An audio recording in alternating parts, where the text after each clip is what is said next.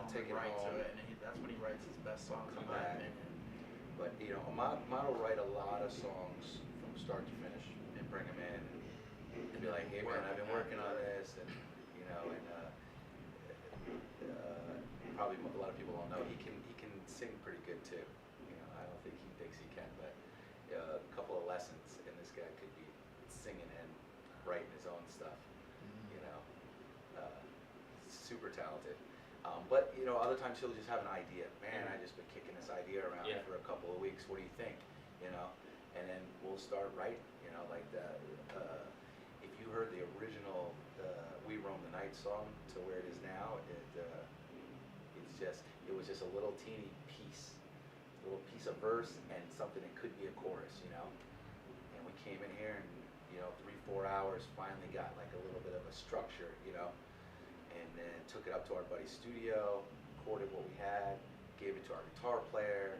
He laid stuff down. Just kind of starts adding their parts, and then we bring it together. I wrote a couple lyrics, helped with a little melody stuff, and he finishes the verses, and then we come back in here, and that's kind of how it works a lot of the time.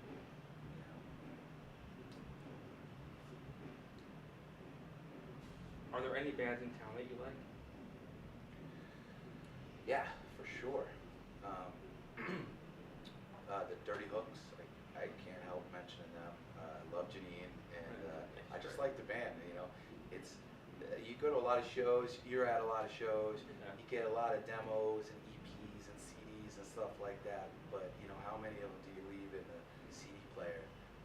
For a week while you're going back and forth to work and stuff like that. Yeah, they're one of my that in there. that's one of the things that if I like a band, I'm listening to them, or at least have their single on a mixtape or something. I make a lot of mixtapes. Yeah, I have their album on like that. Yeah, he was saying the other day, I was like, dude, you gotta check out this band. They're called Gold Boot. Yeah, you're gonna dig it. And he's like, man, I've been following these guys for a minute. They actually they rehearsed down here at the Alamo, and I don't know if they they just played the Bunkhouse. They rehearsed down here. I don't know if Really they cool. ever had a full-on band at one point, but now they're just all the way down to a two-piece. It's just a drummer, a singer. Yeah, they singer play plays some tracks guitar. and stuff, and that's kind of like trending now. You see a lot of two pieces nowadays. There's like a few bands in town doing like that two-piece thing, but I like what they do. It's like real. He sings in almost like a little falsetto kind of voice, and it's like real Michael Jackson, dancey, but they do it well. If you're gonna do something like that, it's like, especially when you're broken all the way down to just two people, you got to do it well, and they do it well. Yeah, you know who I'd love to see live is the band Otherwise. No, I've never heard of. This guy Adrian and his brother, Adrian Patrick, and these guys, the two brothers that have been doing it forever since we've been in town doing our thing, probably longer. And they're out on tour right now. They finally got hooked up with the record label and stuff like that. But this guy is he's another one of those frontman guys, man. And you can't, even the music is a little out of what I would normally listen to genre-wise, but he's just so amazing that you can't help liking, just liking it. I'm always find myself popping up on YouTube, watching, seeing what those guys are doing. I like to see him out on the road, doing these big shows and stuff like that. And, it's They earned it. Those yeah, guys. They exactly. paid their dues. They paid their dues. The Killers, I don't know if they're considered a local band anymore, but the biggest band to ever come out of Nevada. I mean, they influenced. I think you can hear them in some of our songs here and there. You can't help but to, And then we mentioned, we were talking earlier, Most Thieves. Yeah, if you get a Most chance Thieves. to listen to those guys, they've opened for the Killers like a number of times, and they're doing just big great. things. The songwriting is just it's awesome lyrically and musically, like their transitions, the melodies they come up with, they're right on par. Like I could see them blowing up like huge. You should definitely check them out. The keyboard player, songwriter, who's in their band, his name's Eric Ricky, and he's the one who ended up producing our last EP. So now we have a personal our connection. new EP. Our new EP. Yeah. But now we have a personal connection to them too. Yeah. So it's cool. Close to Modern's a cool band. Mm-hmm. We've done some shows with. I don't know what those guys are calling themselves now, but Franz Voltaire and his little crew. Yeah, they were originally, I don't know if you remember, Neon Facade. They were called Neon Facade. And then they kind of broke up and kept a few members, redid their little project, and came back out with Sex and Latex. Sex and Latex, that's it. You heard And you know those what? guys? Anything these guys do, I like. I don't know what it is. They are so just out there doing, you know, whatever comes out original, like just doing their own thing. Mm-hmm. You'll never find these guys, you know, doing what somebody else is doing. Not even close, you know. And this guy, he just doesn't care. And when I say he doesn't care, I mean he doesn't care what anybody thinks. Yeah. He's up there doing his thing, and it's just so creative, and it's, you know, it's poetic, and it's crazy, it's weird, and it's just he doesn't care how super many cool. people he's playing for. Like, Super comes cool. out, sometimes he'll come out like, I think he might even come out on stage like naked one day or something. Oh, he had no shirt on, and he was just, you know, the makeup and everything. But yeah, we did a lot of shows with those guys, man, and they're just really good guys, young, talented guys that just keep doing it, you know. And I like that because the Vegas scene is a little bit different. You know, we came from New York and LA. And, you know, I went to school in Boston. Yeah. So I'm from New York. yeah, we're from these big major metropolitan, you know, where there's so many things are created and come out of New York and come out of LA for the first time. And Vegas seems to be a little bit behind the times sometimes. It's starting to blow up though. But yeah, but guys like that are just super original, super cool. Yeah. Even if you didn't like it, you're still gonna like it. I don't know if that makes sense. You're getting a show, you're Yeah. getting art, you know. Yeah. Have you found it easy or hard to work with promoters in Vegas? And what is your favorite venue if you have one? Ooh. To play in? It's been easy It's for been us. pretty easy, Promoters, yeah. We've always been able to get tons of gigs. It'd be nice to either get paid more or for some of the venues to do some more promoting. That's what I meant. Yeah. You know, it's really hard for bands that are trying to make it to bring 150 people to a show when right down the street is We Are Scientists and then 2 blocks further is Shiny Toy Guns on the same night, you know, Yeah. and the venue's not doing any advertising or anything like that. You know, they kind of just expect you to bring, you know, and it's, you know, it's really difficult to do, but you know, it's been pretty easy booking shows, and you know, like Mandy over at the Artifice is amazing. You know, she'll put shows together for you. She'll let you put together shows, and you know, and there's always some great art, and you know, there's people selling, you know, paintings and just crafts and stuff. Yeah, I love you the know, Artifice and yeah, it's a Art great Factory. little corner right there. You know, I like Joe Love over at the Triple B's, man. Really solid guy. He's always down to, you know, to book something, to do something, do a big night, you know. Mark Hornsby was probably our favorite for a long time. I don't know if he's doing too much promoting anymore, but he ran the Cheyenne Saloon for a number of years, and the Black Door. Do you remember the Black Door? No, I don't remember. Black Door was next to No, the Green Door. Though. yeah, right. He's been to the Green Door. The Black Door was the next to Double Down, and it was there for maybe what, year and a half, maybe 2 years. You know, yeah, you know, stuff comes and goes sometimes, but he was always great. He puts together great shows. It's a wasted space. Always though. treated you well, you know. You might have done Andrew wasted space. Courtney over at the Hard Rock Cafe always treats us like rock stars. Mhm. You know, even though we're trying to be rock stars, you know. But you know, feed you and pay you and get up with drinks and stuff like that. You know, set you up in the green room. You know, there's some. It's small, but there's some really cool people out here. I knew you had lost members. How was it trying to find new ones? Was it hard or with a lot of auditions? Oh my God.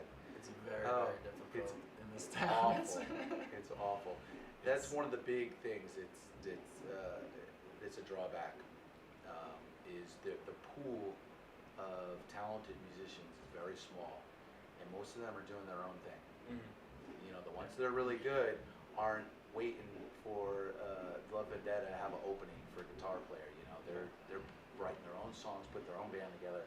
I just feel like if we were in LA or New York, man, we'd have a line, you know, down the hall for some of these spots that we were trying to fill. Literally back in New York, if we like we went through a couple of bass players in my old band back in New York, and we put an ad up on Craigslist, and 2 days later, we'd have so many people that we'd set it up like a casting call, where we'd have a line of people. We had a studio just like this in a hallway. We'd have a line of people waiting. We do 15-minute auditions. Just have them come in, and they just go all out, like, next, come in, and like it was crazy the amount of musicians like you can get, and this would just be like after like 2 days of advertising. Here, like you literally can go like 5-6 months just to find like one or two guys to come down. Like we've been looking for a keyboard player for over a year. Put it that way. Synthesizer, keyboard. You don't even have to play that well. You know, you don't need to be classically trained. You can't find them out here. Anybody that's any good is taken or they're on the strip playing, you know, top 40 stuff. They consider it. I'm pro keyboard player, and I'm only want paid situations and stuff like that. You see it all the time on Craigslist. Tell them about that interview, the audition. One guy comes in, he goes all out on this song, tears his shirt off. He runs at the wall, runs up the wall, and does a backflip in the thing, and that was like his finale for the audition. Literally, like the room was about as half this size. This kid, at the end of the song, ripped his shirt off, and we were like, what the hell is he doing? Everyone just started clearing out because we didn't know what was the matter with the kid. He was on drugs or something.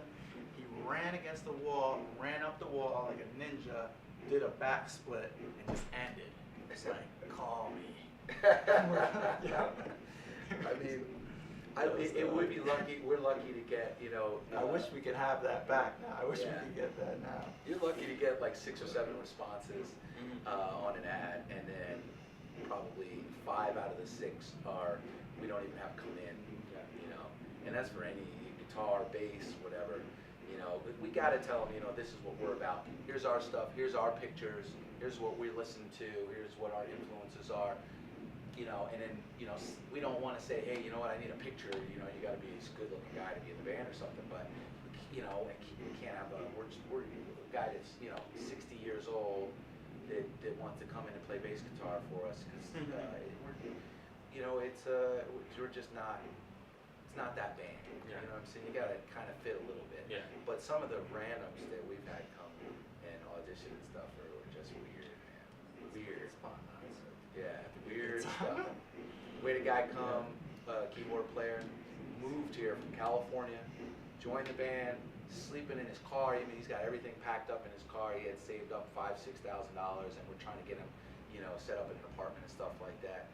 We do one show at the Mirage, and 2 days later, he went on a binge all weekend, met some cocktail waitress at Planet Hollywood, dropped all $6 grand gambling and partying. He calls us from the road, hey man, shit just didn't work out. I love you guys. I'm on my way back to California. You know, it's that kind of stuff. It's like really. It's funny, like you say that, like there are people doing their own thing. Like when I started this magazine, I started it because the arts and culture scene seemed to be very compartmentalized. Everybody was not against everybody, but everybody was doing their own thing. So I was like, if I try to do what I'm going to do, help people, and if everybody helps everybody, everybody wins. Yeah. It's like, you know, come together. That was my whole thing. It's starting. Yeah. You know, they actually have it's a local Las Vegas, or maybe it's called downtown Las Vegas, like a meeting. I don't know if I think it's once a month over at the window at the Ogden building downtown. And it's Patrick Pulsar and people like that. He's another great promoter, you know, really cool guy. Always good vibes, man, yeah. But yeah, they meet at this place called The Window, which is part of the Downtown Las Vegas project, and it's they call it like free like shared workspace, or I don't know. You just go in there, set up your laptop, there's people hanging out, you know, and yeah, they have these meetings, and you can usually it's on the Neon. I think it's on the Neon Are Reverb. they just bouncing page. ideas about how to make? How to pull the scene together, How how to to better. make things better, to do things differently. You know, I haven't been. The first time I saw it was last week. But I know, you know, I work downtown now. I know where the window is and everything like that. So I'm thinking about popping in next time they have one. But yeah, it's something you should look into. I think on the Neon Reverb Festival page or Patrick Pulsar's page, they'll post and invite people and stuff like that. But yeah, that definitely be something to go down. 2 more questions. What kind of sound can we expect from the new EP? What differences can we listen I think whereas maybe some of the last few songs that we recorded, you know, they had like more of like a post-punk kind of vibe to them, a little more like they were a little more aggressive, but then We definitely slowed it pop down. element to it. Yeah. These songs I think have more of that 80s new wave synth mixed in. They were written in a more like focused kind of environment. We left the studio for a while here, and we're just going to like a little home studio where it was quiet. And we really, I think with this new EP, we really were very like deliberate, like on the lyrically, like every song we put meaning, you know, like every song had a theme, every song had just a certain degree of depth and purpose, you know. Like whereas in the past, some of the songs we kind of just were jamming on, and if it felt good, we kind of It's always put it loud. together. If it worked, and in here. it was kind of abstract. It didn't necessarily make sense, and we didn't even care, you know. Like, meaning and passion make like songs better, I think. every one of these songs like has something real to it, a real life experience, something that came from a memory, you know, or from a certain desire. It was it's very personal. I've had Even though- several people say, "Wow, you know, it's great that people are, you know, songwriters are still poets after hearing some of the lyrics and stuff like that." And a lot of the stuff when we were writing it here together as a band, it's loud, it's fast, and it's, you know, it didn't necessarily have a story that came from, you know, past experiences or anything like that. Sometimes it was just things Just that talking felt about good, whatever sounded good, at the which time. works too at times. You know, it's like Yeah. music. You can do anything with music, but these 6 songs in this new EP, it's like, I mean, I can see them right now, all 6 songs, and everyone has a story that's from one of our childhoods, or you know, from something that's going on currently in our lives. Like, so, 6 songs. It's a short EP, but it's jam packed with truth, you know, which I thought was very important for this EP, to make sure I wanted something truthful, and we got it. You know? Yeah, That's Yeah. important. we have our manager. His name's Ryan Williams. He's out back east right now, and he's really working hard sending out the press kits and trying to get us a booking agent, and just getting our music out there to some of the right people to listen to and stuff. So we're really we're excited for, you know, some possible stuff to come up in the near future, and we want to get out there and start playing behind the album. But you know, the whole regrouping and stuff like that, you know, it takes a minute. Yeah. You don't want to just jump on stage and play a show to play a show. We're just not that band anymore. You know, we need everything to be right and ironed out, and so. What are your short and long-term goals as a band? Short term, I want to get back on stage, man. Yeah, I we're just want to ready do to a get back and show start so playing. bad. Yeah, I can want to see taste some. it. When was the every Triple single day. when was the Triple B show? A while ago. Yeah, that was the last time I saw you.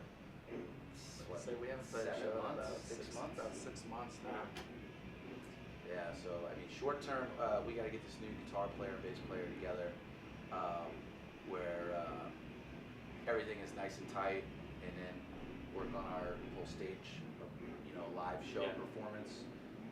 We want to add a couple things, maybe some visual things this time while we're on long term, you know, I would just like to be out on the road. You know, if I was making enough money to pay the rent every month and the phone bill, you know, I could live out of vans and motels. And I just want to be out there performing. I want to get out of state and play for people that don't know us, that never heard our music before. And I think that's really the true test of if you're doing anything that's good or not. You know. Yeah, I've reviewed a few bands from So LA. like, get out there, man. Go hit, you know, New Mexico and Utah. And, you know, we went on a tour one time all the way to St. Louis and back about 3 years ago or so. And it was great. We just played some bars in the middle of nowhere in, you know, Manhattan, Kansas. You know, and we walk in and there are these people looking at us like, who are these people from Las Vegas, you know? And we drop into some, you know, some of our Lips Like Morphine stuff. And people would turn around and start paying attention, you know. And we met so many people. I mean, we sold so much merch. We never thought we'd sell that much merch. In town, we don't sell nothing hardly, you know. I end up giving away half the stuff because everybody is a friend, is broke. You know what? Do we have any in the studio? Not in the studio. I think Next time I see you on. We're working on new T-shirts right now. So definitely a shirt. Maybe you already sent them the EP, right? Yeah, I have it. Okay, definitely a shirt for sure. But meeting all these people from all over the place when we went out in Denver and Missouri, and you know, and that was so cool. And having these people say, "Wow, man, we really loved your set. You know, we want to buy a CD. You know, can you sign a T-shirt for us?" And you know, and stuff like that. And focusing right now, like that's like our primary focus right now. It's like on booking agents. Yeah. So we're shopping booking agents right now, and to just get back out on the road, you know, put in some work on the road and bring Vegas, forget about bring this Las internet Vegas to the rest of the stuff world. and all they talk about, all this technology these days, and you don't have to go tour anymore. You know, what's the use of doing it? I mean, that's the best I don't part. like being I think, you know. I mean, still buy CDs. Yeah. I'm old school. Yeah. I've never bought an iTunes or MP3. Yeah. I mean, I still have a CD player and a book like that thick. I got a book this big. Yeah. So, and can you see people are putting tapes out now? Yeah. I don't know about that. Vinyl's been back now for a couple of years. Vinyl is one thing. I don't know There's about nothing that cassette will tapes. ever sound like vinyl. But a cassette, these guys had an EP release party at the bunkhouse, and they had everything was on cassette. And I was like, great, I'd like to help Gone support too the far. band, but what am I going to do with this cassette? Like, literally. You know, you can't get any good sound out of a cassette player. I don't know. Well, that's it, man. Thanks, guys. Dude, I'm glad we finally got in here, Yeah, me man. too. It's Me good to too. see you. Me too. And, yeah, as soon as we have something booked, man, you'll be the first to know, man. Awesome. Thanks, guys. Yeah, we're looking Sure, at yeah. Bunkhouse. We're talking to the Brooklyn Bowl, and Triple B said, you know, and the Artifice said, whenever you're ready, man. Okay. Awesome. Yeah. And beginning of October, we released our first single already, but look out for the full EP. It's called Wilderness, and we're very excited about it. So, Yeah.